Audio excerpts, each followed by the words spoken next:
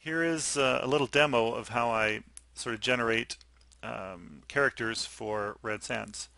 Um, when I hop into Zbrush, usually I change the document to a base gray just by dropping all of the settings to 0 under document for the background.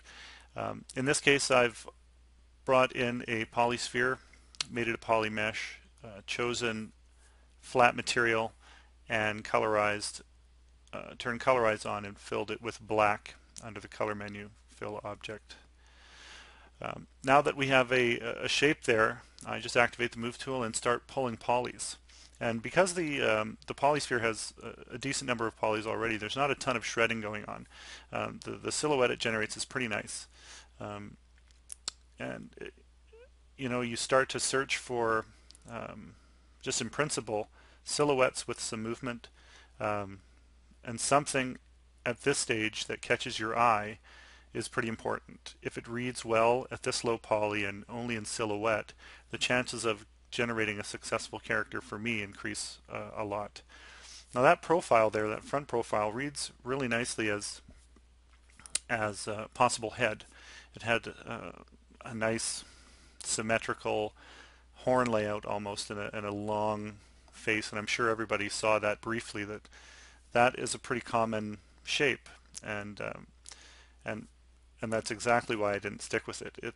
It read instantly to me, and I want something that is a little bit stranger. So I rotated this over and started pulling objects out in the other direction. What I'm trying to do here is create a torso and a trunk that read like some of the characters in Red Sands: the large hump on the back, the large protruding chest, the elongated pubic bone, a thinner trunk actually that I think the characters so far tend to have, um, and there should be some similar qualities from character to character, just so that they feel like they come from the same setting. Um, One of the things that I really like about ZBrush lately is the Dynamesh, and I think a lot of people have enjoyed using that just to speed up their workflows. But even back in ZBrush 4, the early beta testing stuff with Remesh, I really enjoyed just that process, just bringing in spheres, changing the shape, perhaps grouping subtools together and remeshing those. It worked really well for the Crescent Eyes character, and that is the workflow that began to develop for me even back then. And I really enjoy that because you can control the separate components of your mesh really easily. You can concentrate on the head without affecting the torso. You can concentrate on arms and legs without affecting each other. And and in the end, whether you choose to group those and remesh them, or in this case, dynamesh them together, is up to you. Um, you can always break them apart later if you want, but for me, I generally leave them as separate entities from the beginning, and I'll remesh each one a couple of times before I choose to pull them together. I think the reason behind that is it's just easier to turn on and off those subtools to evaluate the silhouette of the character with the limbs on and off, so you can look at the trunk separately, the head separately. And of course, you can have them all together and just alt-click each one on the canvas to flip back and forth. Because these, as you add more and more parts, the silhouette begins to change, and you need to reevaluate the entire silhouette as you as you add spheres and generate your character. So as we move forward here, I've appended a second sphere for the head, tried a silhouette with a long protrusion out the back, and I didn't really like where that was going, so I've kind of pulled it in, and now I'm just searching for another form. Now, at any time during this process, you could stop and export these images out into Photoshop, and you can paint over them if you want to explore that silhouette more. But the idea here is to remain in ZBrush. I love Photoshop. I use it a lot at work, but what I want to do is streamline my workflow lately within ZBrush and try my best not to leave, so that in a work setting I can just continue on um, doing what I need to do within the one program without having to worry about transfer issues and things like that. Um, and so far it's worked out very nicely for my personal work for the Red Sands projects. My actual job is more of a theater, film, and commercial design. I try and use Zbrush in there as much as possible, but where we are, it's a little bit of a different animal. There's no character work as of yet. It's mostly developing commercial interior theming spaces, props and sets for film, vehicles like the Truck for Death race, all that kind of thing.